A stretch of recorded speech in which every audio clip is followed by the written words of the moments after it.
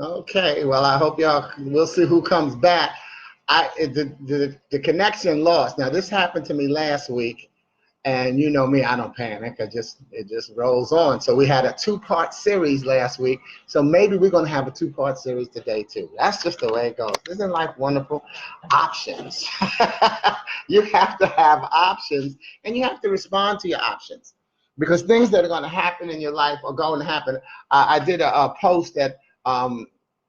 One of the sayings that I came up with last Friday before last that I really love, and I was in the post office with a woman, well, by myself, and this woman had gone to the window. She had come to pick up her package, and she rang the bell for somebody to come.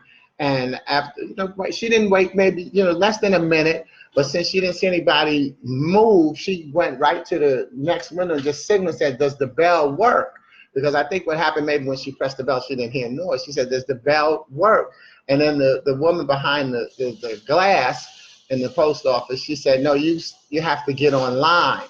And she said, "Even to just pick up a package?" She said, "Yes." She said, "But usually, there's a line over there, and I can pick up my package over there." Is that? And so she's coming over there toward me online, and she's complaining. "Usually I can pick my package up over there. There's a line." And I said, "Well, look, you know what? Don't worry about it. Get in front of me because I know you came in the post office before I did." And I said to her, I said, "Remember, heart attacks are on sale. Don't pay full price." And she just laughed, and we just stood there and laughed and talked while we waited online. Hey, what's up, Kimmy? I lost my first half of the broadcast, y'all, so I lost some of the people who had signed on there. I wonder if they still signed on the other thing, but I did end that video. But we're going to go along with what we got here and just see what happens, and hopefully they'll come back. But my topic today, as I posted it, is respect. And what I actually didn't have an acronym for respect, but I created an acronym. Let me see if this thing will work for me. Let me put this up here. Okay. Nope, I'm not going to worry about that. I'm just going to roll with it. I'm good. I'm good, Kimmy.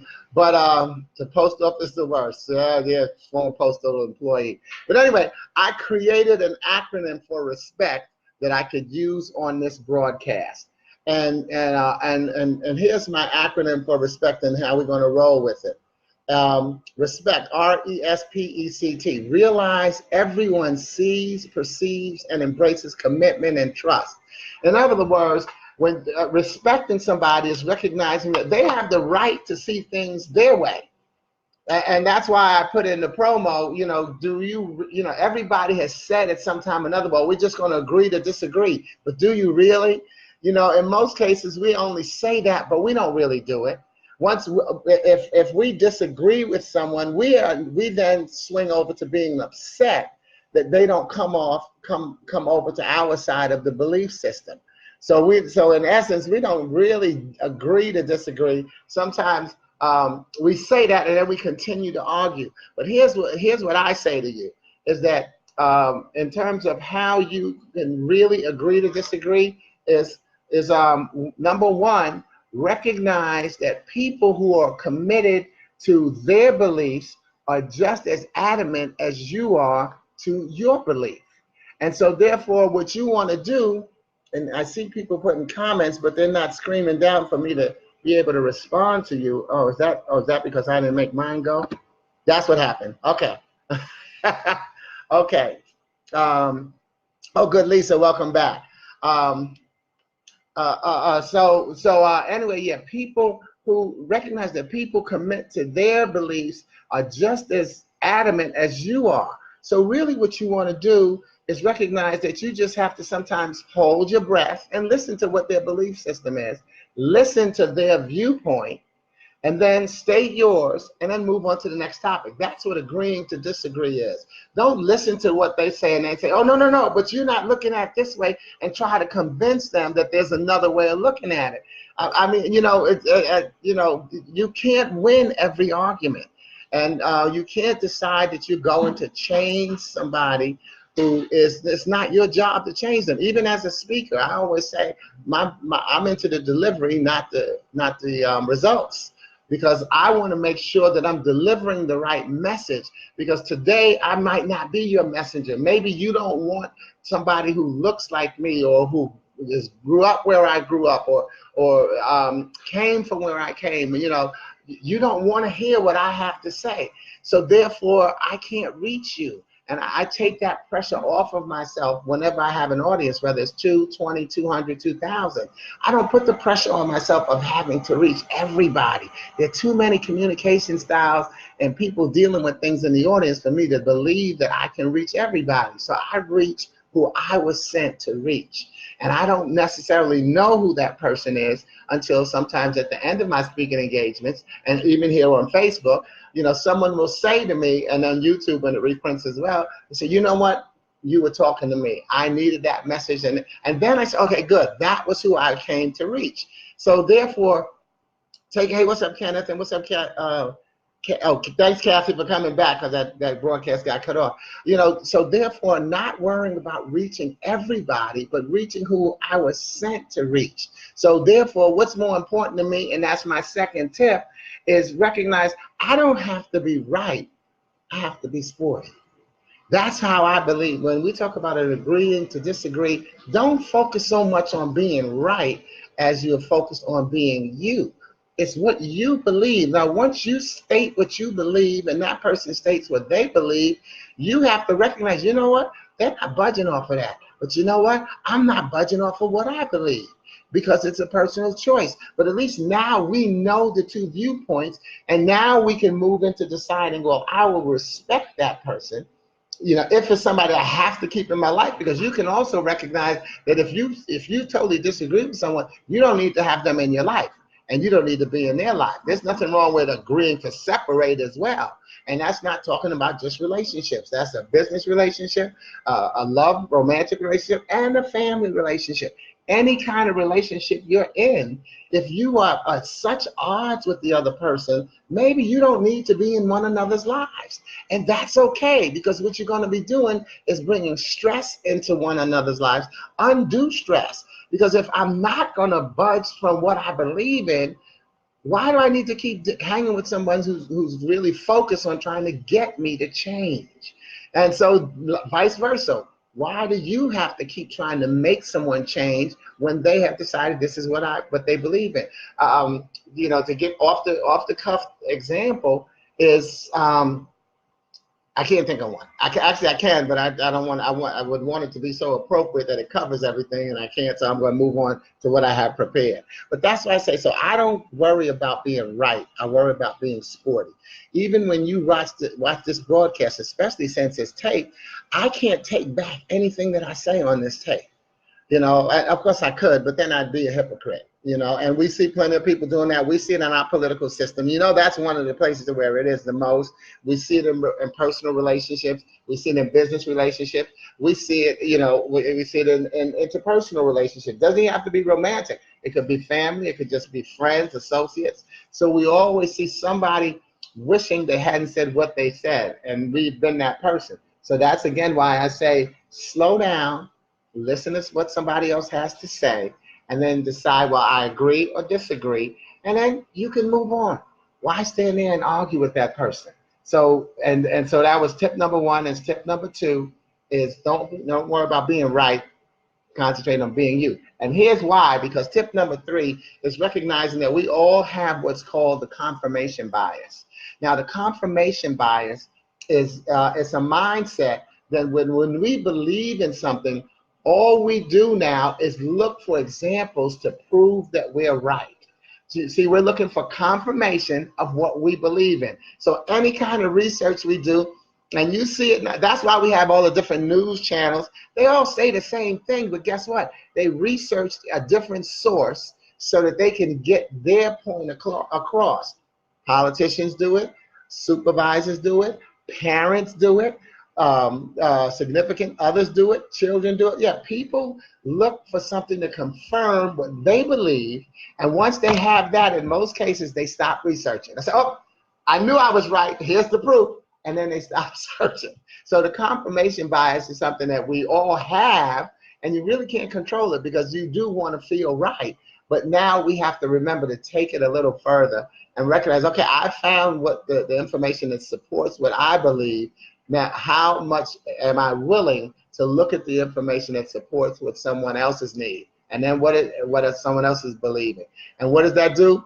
Again, it brings us to a state of where we have to respect that person's opinion because they've done their own confirmation bias research as well and found information to support their belief. And it's just like we say, there's three sides to every story, mine, yours, and the truth. So the thing is, everything that happens with, that's why even when I created this, because I just created this acronym for respect today, like I said, recognize that everyone sees and perceives. See, perception is usually where we're having our belief systems housed, is in our perception. We see things the way we want to see them, and then we perceive what we see based on what's going on in our life. On my business card, on my website, I've put that my most important title is uncle.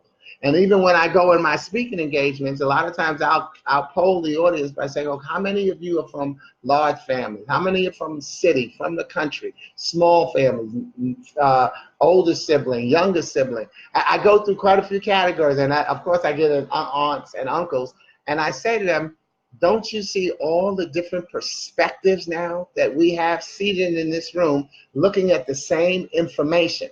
So everybody, I'm looking at it through an uncle's eyes who doesn't have any children, but I've got 30 nieces and nephews. And then I always joke and I say, well, don't be impressed because I didn't put in the work. But I put in the work to be a good uncle. And so I'm looking at information through an uncle's perspective. You may be looking at it through a mother's perspective, a grandparent, a sibling, a coworker. Every situation that we're in, we have a different perspective of how we're looking at that information. So it's never our job to believe that everybody's going to agree with us. So you have to respect that people have a different perspective. And then you can say, well, based on that perspective, I can see that that person's never going to change, and all they're going to do is end up really being a negative in my life. Not that they're going to be a bad person, but they're going to have a negative spirit because they're going to challenge everything I say. And even when they challenge it, it's, I mean, not that you shouldn't want somebody to challenge it, because again, you don't always have to be right. But their challenge just makes you even more mad because you're like, no, they don't get it. Well, if they don't get it, guess what? They may not belong in your life. Why are you trying to keep everybody? You can't do it. So I know I said, there's some people that you have to work with. And so that's where you would just respect them and you just avoid those topics. Sometimes when they bring up that topic, don't answer. Just, move on to something else because they normally won't be giving it in the form of a question. They'll be making a statement. I think that such and such and such and such and such. And you just, and that's it. Because if you say, well, no, I don't, then they didn't watch the broadcast and they don't know that you have to just respect by really agreeing to disagree. And agreeing to disagree is similar to the saying where people say, it takes all kinds to run this world. But the truth is, we don't want to deal with all kinds. We want everybody to be like us because we want to be comfortable. We are willing to say it takes all kinds, but the second part of that saying needs to be, it takes all kinds, but I don't want to deal with anybody that doesn't believe in the way I believe. And sometimes that's what goes on in our democracy. And I'm not going to be a political hack here, but that's why we have to recognize that there's certain parts of this world that don't want democracy. And they run better as an aristocracy, and so all of those dictatorships, depending on the part of the world, different things work for different parts of the world. I will make one political statement. I don't like to make a lot of them. But it doesn't mean that I don't believe in it. Just because I don't state a position doesn't mean that I don't believe in an ideology. But one thing that I see that happens in our political system that I try to make sure doesn't happen in a club that I'm in, for instance, my Toastmasters clubs, or in a job when I was coming into somebody else's position, we seem to have this thing where we want to revamp what the last administration did. Instead of continuing some of the good things, it's always about revamp. Listen to the debates. Everybody's talking about how what the other person doesn't do, instead of talking about what has worked and how we can make this thing continue and move forward. And I just finished saying that when I was at one of my Toastmasters groups, saying, you know what, when we get a new administration, let's look at some of the things that worked in the last one and continue those, and then we just make some adjustments to some of those other spots. So, you know, can't we do that in our lives? Because isn't that, again, is that my phone thing? Oh yeah, it is. You know, that can't we do that in our lives as well? Recognize that there are adjustments that we have to make, that we, you know, we need to keep some things. Don't revamp who you are to stay in a relationship. If the see, now we see we're moving into relationships, see how everything moves into each other. If you're in a relationship and the other person is making you totally come out of you who you are, and you don't really want to, you maybe need to get out of that relationship. Sure, we make different adjustments in our relationships to get along with somebody that we consider ourselves loving, and we want to be in a relationship with. We all make adjustments, but if they just are asking you to just totally revamp who you are, unless you have total, no self-esteem, and you want to make that big change, that person might not be the one that you want to have that relationship with. And again, it's not off the topic, because respect is the gamut of everything. It still goes back to realizing that everyone sees, perceives, and then, embraces commitment and trust. See, once I see what I believe and how I perceive it, I'm going to embrace that commitment. I said, no, I'm sticking to this is what I believe in, so I'm going to be committed to that belief. And I'm going to make sure, well, this is how I live and govern my life, again, through my perception. And I'm going to trust the people who agree with me. That's just human nature. I'm going to trust and walk with the people who agree with me. I'm going to continue exercising my confirmation bias by looking for more proof that everybody should do things the way I do. I'm not, that's just human nature. The joy for me is that I notice it. What's up, Ricky? And what's happening, Brenda? The joy for me is that I see it and I can say, wait a minute, I'm falling into that trap, because it's a communication trap. Where I want things to be my way so bad that I start to block out the way someone else's is. And again, and I'm not willing to see things through your eyes. Again, I can see things through your eyes and still not agree with you, but as long as I respect you, that becomes the key. And believe me, there's nothing that pushes me more off my square than someone disrespecting me. I'm not good at handling disrespect. I insist that people respect me. And so what do I have to do? I have to insist that I give people respect. It's a two-way street. So really, again, let's close it out by recognizing that respect is two ways.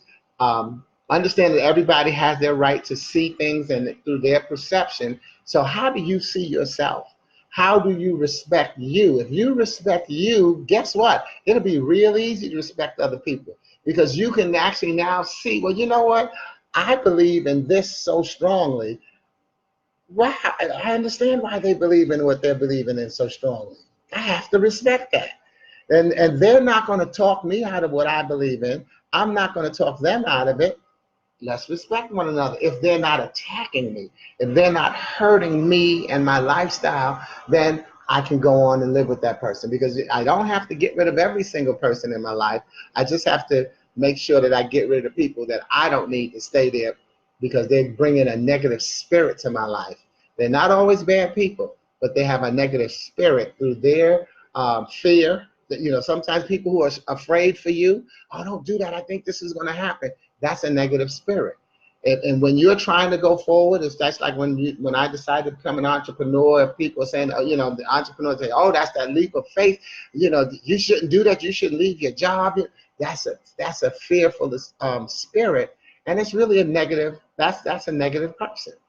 But they're afraid for you, and so you need to put them on pause. We talked about that last week. Putting someone on pause just meaning that you're not letting them have as much access to you as you've let them have in the past. If there's somebody that you talk to every day, putting them on pause drops it down to talking to them 4 times a week. That's what you have to do, because you have to keep feeding your spirit. Well, this is my path, this is my road, this is what I want to do. And if I keep hearing that person tell me what I can't do, I actually will start to believe it. In fact, when I went to Japan with my friend Marvin, we've now known each other for 50 years. Well, Marvin is like kind of like a hypochondriac. He's like, don't do this, you're gonna get sick. Don't that. So I wore the mask for a minute, because you're gonna breathe the air in the airplane. We need to take this pill before we get on the plane. Air sickness. See. And so after a while, I said, look, stop telling me stuff.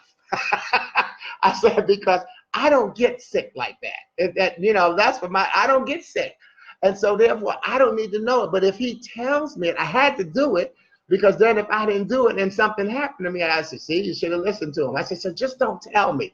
If I get sick, I'll just happen to get sick. But I don't believe that I'm going to get that stuff that you read about on the news, okay? I don't get those types of sickness. I haven't had them. And so until I get them, I'm not going to worry about it. And we had a boy, in fact, I'm wearing my T-shirt, Rising Zephyr. This is a Japanese company that his son plays for their team. He signed with the professional basketball team, and that's what we went to see. And so, but even while we were there, that's what I'm saying. We're not just talking about the people, negative people in your life. Respect, you can agree to disagree with and still have a great relationship. Marvin and I don't agree on everything, but we've been friends for 50 years. And I know how he operates. He has an idea of how I operate. And so that's cool. You've got people like that in your life. Even as I look down this list of people who are on the broadcast with me now, I look at people like Victor Morris, who we've been friends for so long. We like the same football and baseball teams. And so when we used to come in the park, and Haas is on there too, and different people had different teams, and you argue for your team. They don't do that as much now because of free agencies. We like individuals instead of teams. But you had to come down to the park ready to support your team with statistics about why they were the best team. That's confirmation bias. My sister Zed is on there. We've grown up together all our lives, and we didn't always agree. But people look at us now and say, man, they got a great family relationship. Why? Because we recognize, this topic, we're not going to discuss it. We're going to move on from it. But we agree to disagree. Kathy, and I see Rick on there, and who is one of my younger brothers that I grew up, and he was my brother, my actual younger brother's good friend. So I became like a big brother to him in terms of not saying you are my little brother, but him watching, well, dang, Sporty's doing that. Oh, I like that. I'll do that. Oh, what Sporty's doing that? I don't like that. I'm not going to do that. Someone is always watching you. You are parenting, role modeling someone. Still not off track because you're still talking about respect. That's part of what goes on. You recognize and you realize that you see something through someone else's eyes and their perspective, and you choose, oh, I can see it that way too. You see how it still all connects? So, just always remember that. And I wanted to give that one more shout out to two people. One, Lisa Charnock, and then Kathy Borges. Because Lisa is one of my good friends that is in the Yellow Ribbon program down in South Carolina and Columbia, where she deals with suicide prevention awareness programming as well as sexual assault in the Army. And so she's counseling those types of people, mostly it's the service members, helping them through those types of situations. Kathy is one of my partners, is one of the speakers in the Yellow Ribbon program, where we go out and we give the seminars to family service and family members going through the deployment cycle to keep their spirits up. So and remember, whenever you talk about praying for our service members, please pray for the family members even harder, because the family members sometimes have a harder challenge with service members going off to deploy, and they're with like-minded individuals. They're in the uniform and they know what their mission is. They've been given orders. You are here in Afghanistan to do this. Whereas a family member goes to what we call our Yellow Ribbon events, and now they have to go back to a neighborhood where no one else has a deployed family member or has anybody in the military, and they don't know the stress and strain that they're going through. So again, that can come. So now they may run into those agree to disagree situations where they think that they're not raising their children right while the other parent is gone. Your children seem to be out of control. They don't know what that parent may be going through, that they don't even see how the child may be starting to go out of control and just need some help. There's so many angles, y'all. But if we would just, again, I go back to that other point that I made. I don't have to be right. I have to be sporty. So you don't always have to be right. You have to be who you are. And who you are is going to help someone. So please get out there and help someone today. uh, Recognize that all of us have the right to be respected, and but you have to define your respect.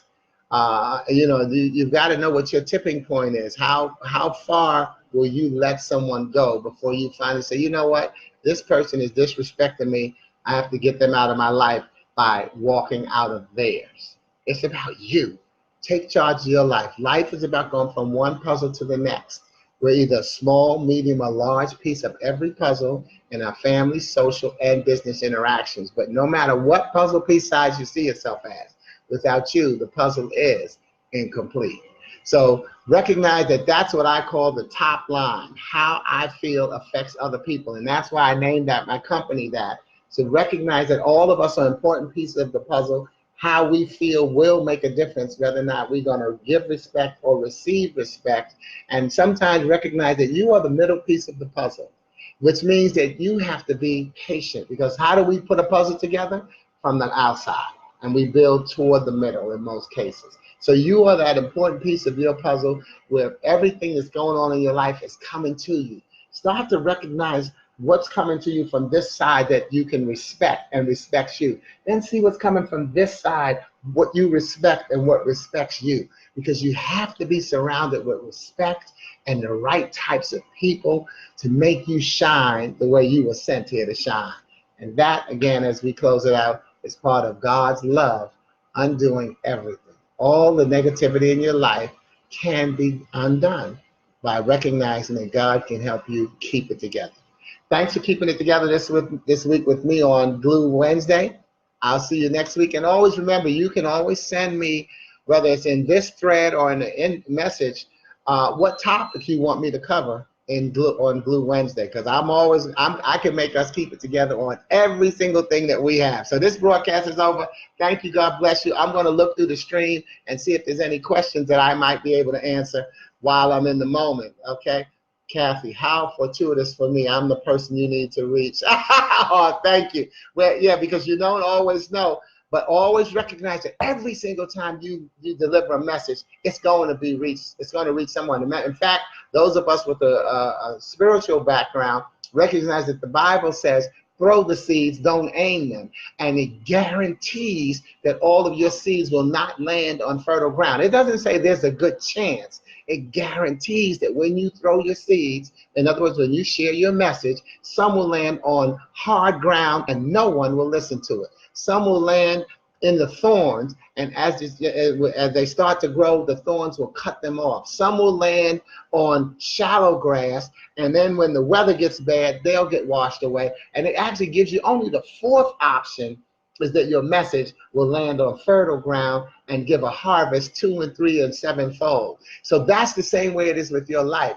Everything you say, someone's not going to agree with it. Your message will not always be received. Take that pressure off of yourself.